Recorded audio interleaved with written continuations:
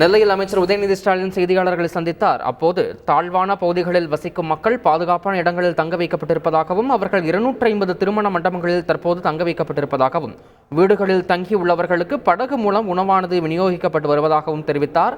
முதலமைச்சரின் உத்தரவின் பேரில் தூத்துக்குடி, நெல்லை பகுதிகளில் ஆய்வு செய்து வருவதாகவும் அவர் தெரிவித்தார். கனமழையால் நெல்லை மாவட்டத்தில் மட்டும் 3 பேர் பலியாகி இருப்பதாக தெரிவித்தார். இது தொடர்பான காட்சிகளை பார்த்தோம்.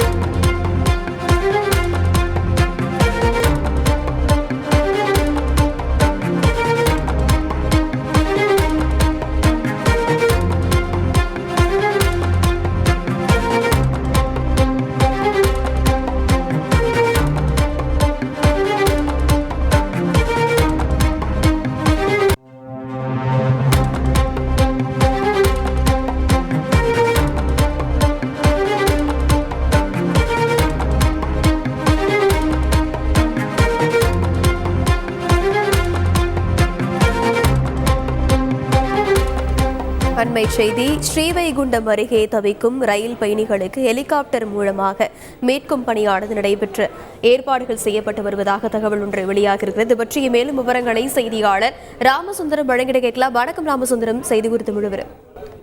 அதாவது நேற்றைய தினம் திருச்செந்தூர்ல இருந்து சென்னை சென்ற செந்தூர் எக்ஸ்பிரஸ் ரயில் திருவைகுண்டம் ரயில் நிலையம் அருகே காட்டாற்று வெள்ளம், அதுபோல தொடர் கனமழையின் காரணமாக அந்த ரயில் தண்டவாளத்துல செல்ல முடியாத நிலையின் காரணமாக நிறுத்தி வைக்கப்பட்டது. நேற்று இரவு நேரத்தில் நிறுத்தி வைக்கப்பட்ட ரயில் தற்போது வரை எங்கும் செல்ல முடியாது. ரயிலில் ஒரு 500க்கும் மேற்பட்ட பயணிகள் இருக்கிறார்கள். எங்கும் செல்ல முடியாத அளவுக்கு ஸ்ரீவைகுண்டம் பகுதி முழுவதுமே தொடர் கனமழையின் காரணமாக பொதுமக்கள் மிகுந்த தவிப்புக்கு உள்ளாயிருக்கிறார்கள். அவர்களுக்கு உணவு உள்ளிட்ட எந்த ஒரு அடிப்படை வசதிகளுமே கிடைக்காத ஒரு சூழ்நிலை தான் இருந்தது. நெல்லை சந்திப்பு ரயில் நிலையத்துடைய நிலைய மேலாளரை அணுகிய போது, நாங்கள் தொடர்பு கொண்டிருக்கிறோம், அவர்கள் பத்திரமாக 500 பேரும் இருக்கிறார்கள், அவர்களுக்கு எந்த ஒரு பாதிப்பும் இல்லை, உணவு கொடுப்பதற்கான நடவடிக்கைகள் எடுக்கப்பட்டு வருவதுன்னு சொல்லியிருந்தார்கள்.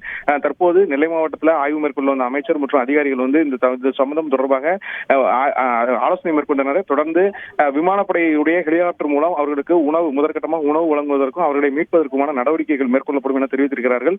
தொடர்ந்து அங்குள்ள கள நிலவரம் குறித்தும் அதிகாரிகளோடு கேட்டறிந்து அடுத்த கட்ட நடவடிக்கையை செய்வதற்கான ஏற்பாடுகளையும் செய்திருக்கிறார்கள்.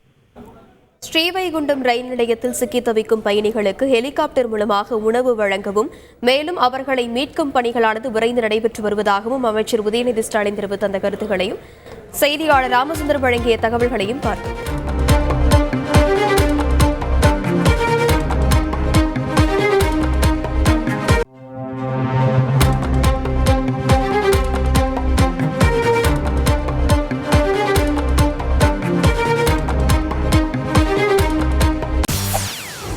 செய்திகளை உடனுக்குடன் தெரிந்து கொள்ள உடனே சப்ஸ்கிரைப் பண்ணுங்க.